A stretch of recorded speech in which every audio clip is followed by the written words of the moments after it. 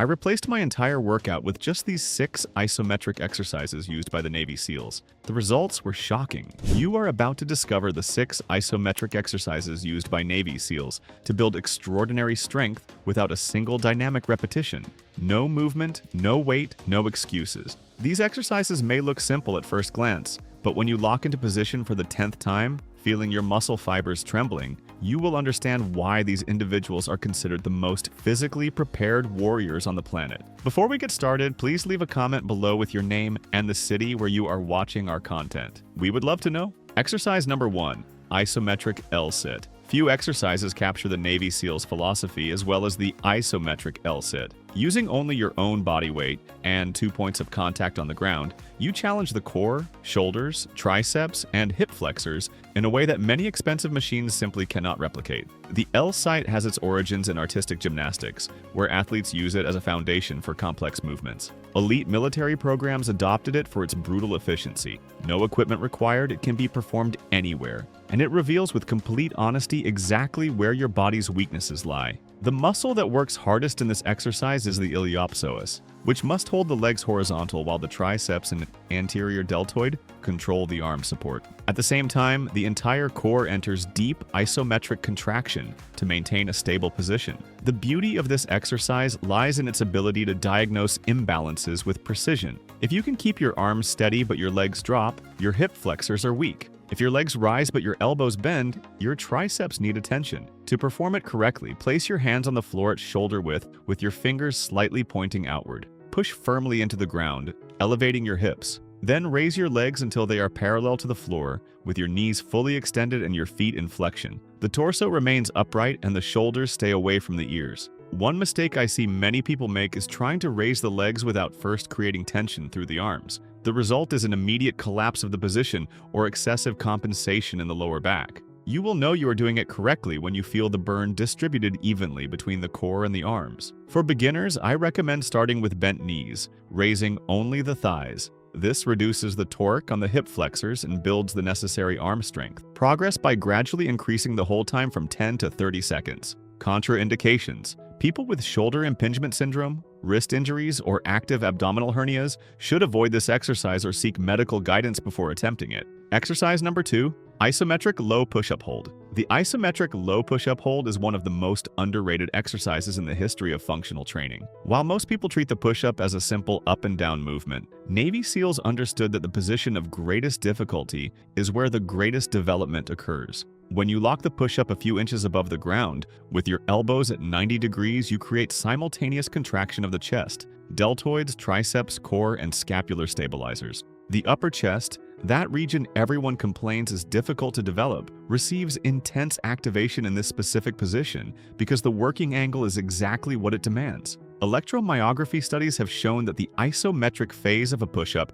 activates the chest muscle fibers in a manner similar to the barbell bench press, provided the time under tension is equivalent. Holding the low position for 30 seconds can generate a stimulus comparable to multiple dynamic repetitions. To perform it correctly, lower yourself slowly until your elbows reach 90 degrees and then stop. Keep your elbows at 45 degrees from your body, never flared out to the sides. The neck should remain neutral. The abdominal contraction must be intense enough so that your hips neither sink nor rise. The most common mistake is allowing the hips to rise to compensate for chest fatigue. When this happens, the lumbar spine goes into hyperextension and the exercise loses its effectiveness. Start with 10 to 15 seconds and progress up to 60 seconds across 2 to 3 sets. Contraindications. People with rotator cuff tendonitis or a history of shoulder dislocation should use caution. Always perform scapular retraction before lowering yourself to protect the joint. Before we continue, if you're over 50, take a look at this statistic.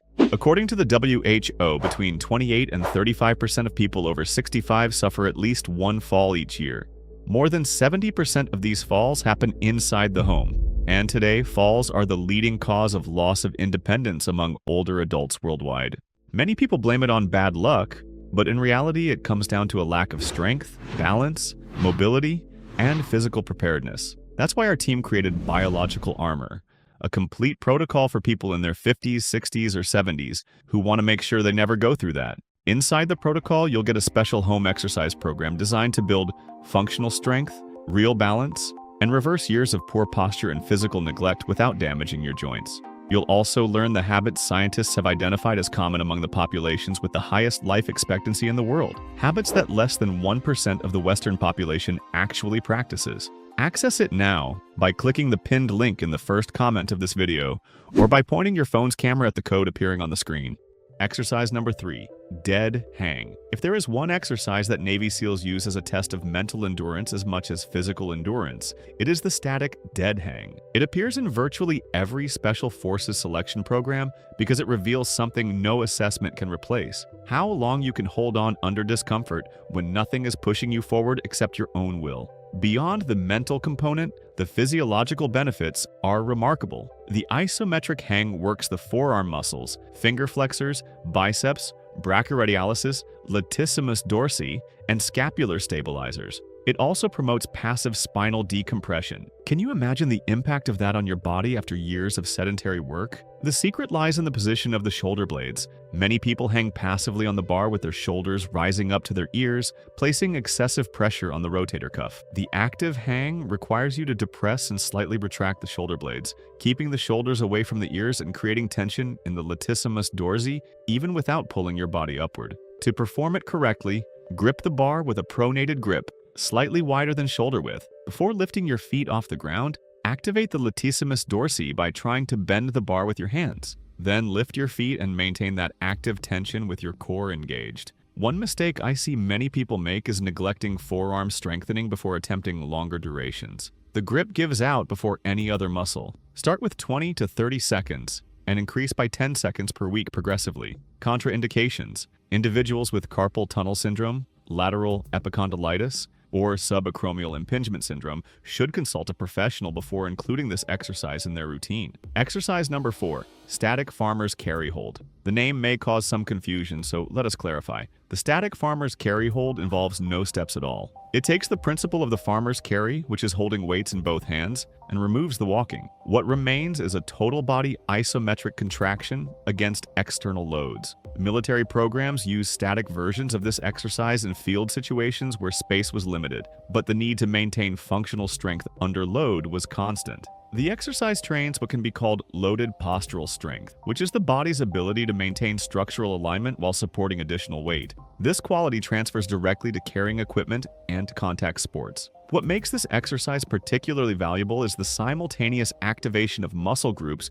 that rarely work together: the trapezius, rhomboids, spinal erectors, core, glutes, knee stabilizers, and the entire forearm complex. It is a full kinetic chain exercise disguised as something simple. To perform it correctly, hold a weight in each hand. These can be dumbbells, kettlebells, or even water jugs. Stand still in an upright position with your feet at hip width. The shoulders should be pulled down and back. The abdomen stays engaged. The chin is slightly tucked. Maintain this position without letting the weight swing. The progression is straightforward. Begin with a load representing 30 to 40% of your body weight, divided equally between both hands for 20 to 30 seconds. As your posture remains impeccable, increase the time to 60 seconds before thinking about adding more weight. A common mistake is allowing the shoulders to gradually rise as fatigue increases. When this happens, cervical pressure increases and the exercise loses much of its postural value. Contraindications: people with active cervical disc herniation, thoracic outlet syndrome, or acute wrist injuries should avoid loading in this position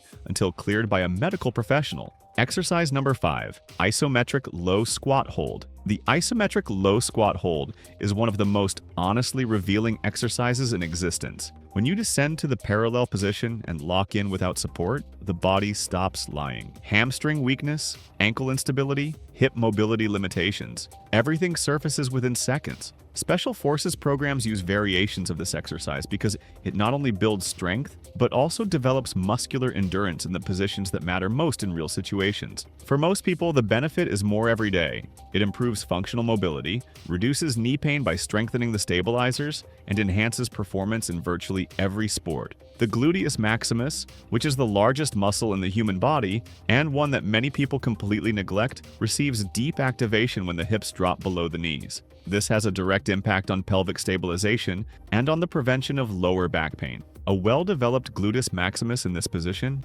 also generates a meaningful excess post-exercise oxygen consumption effect on metabolism. To perform it correctly, position your feet slightly wider than shoulder width, with your toes pointing outward between 30 and 45 degrees. Lower yourself slowly until your thighs are parallel to the ground or slightly below. Your knees should track in the direction of your toes without caving inward. Your heels remain on the ground at all times. One mistake I see many people make is letting the knees cave inward as fatigue increases. This valgus collapse places excessive pressure on the knee ligaments. For those with limited ankle mobility, a thin wedge under the heels helps maintain the correct position. Recommendations: start with 15 to 20 seconds and progress to 60 to 90 seconds over the course of weeks, always prioritizing the quality of positioning. Contraindications: individuals with advanced patellar chondromalacia, meniscus injuries, or those in recovery from anterior cruciate ligament surgery should consult a physical therapist before performing deep squats. Before we continue, do not forget to subscribe to the channel and turn on the notification bell. Having constant access to science-based information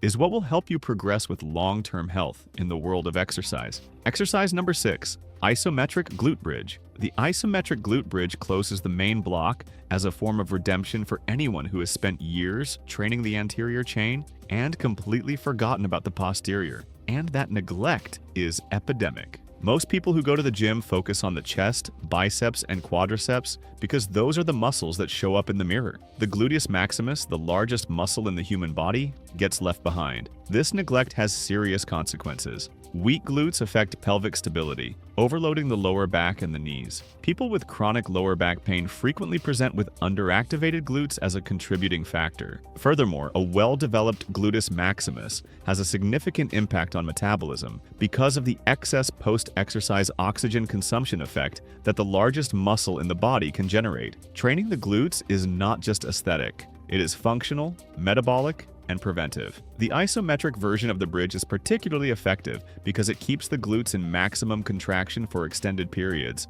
without the relaxation phase of dynamic repetitions. Muscle activation studies show that maintaining an elevated contraction for more than 20 seconds recruits deep muscle fibers that are rarely activated during fast movements. To perform it correctly, lie on your back with your knees bent and your feet on the floor at hip width. Press your heels into the ground and raise your hips until your body forms a straight line from your knees to your shoulders. At the highest point, squeeze your glutes with maximum force and hold. Do not let your hips drop during the hold. The secret is ensuring that the contraction comes from the glutes, not the lower back. A very common mistake is using the spinal erectors to keep the hips elevated, which reduces the work of the glutes and can cause unnecessary tension in the lower back. If you feel your lower back working more than your glutes, lower your hips slightly. For beginners, I recommend starting with 20 to 30 seconds for 2 sets. Progress to 60 seconds as the glutes develop the capacity to maintain contraction without compensation. Contraindications: people with acute piriformis syndrome, trochanteric bursitis, or sacroiliac pain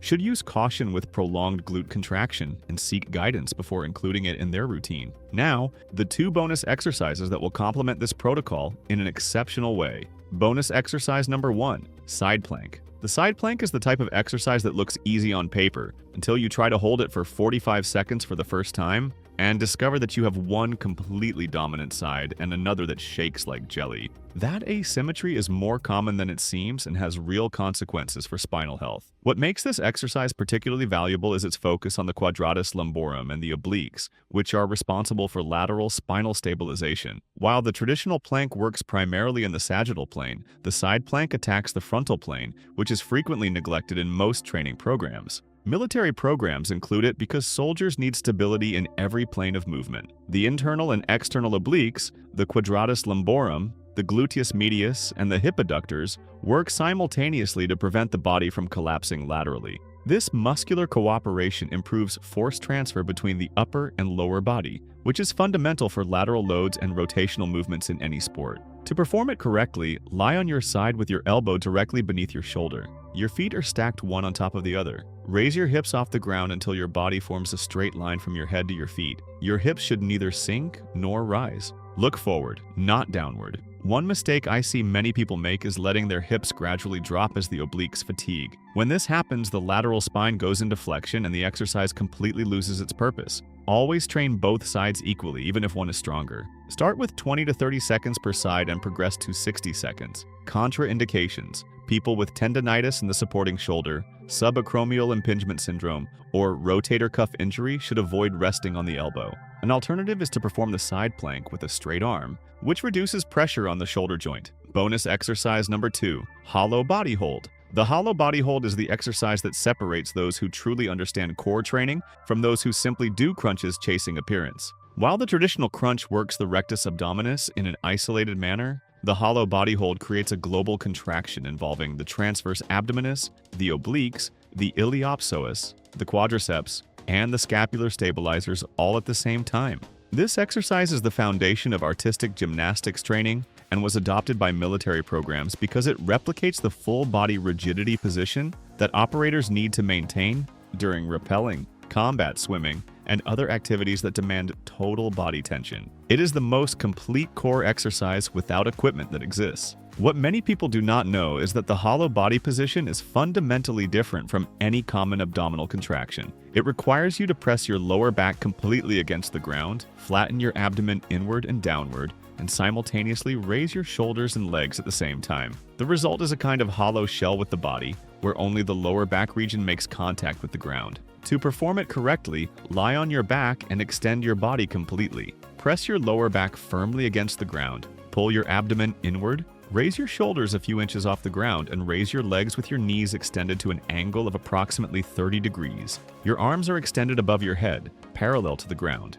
Maintain controlled breathing throughout. The most devastating mistake is losing contact between the lower back and the ground. When the lower back arches, the transverse abdominis deactivates, and you begin using only the superficial hip flexors. For beginners, I recommend starting with the legs raised higher and the arms at your sides, reducing the torque on the core until you master the position. Contraindications: people with active lumbar disc herniation, spondylolisthesis, or significant abdominal diastasis should consult a professional before attempting this exercise. The intra-abdominal pressure generated is considerable. These 8 exercises, 6 main and 2 bonus, form a protocol that special forces have refined over decades of operations in extreme conditions. Isometric training is not a new trend. It is an ancient technology that the modern world was forgetting while chasing increasingly elaborate machines. Regular practitioners who adopt this protocol achieve significant improvements in functional strength, joint stability, and muscular endurance within just a few weeks,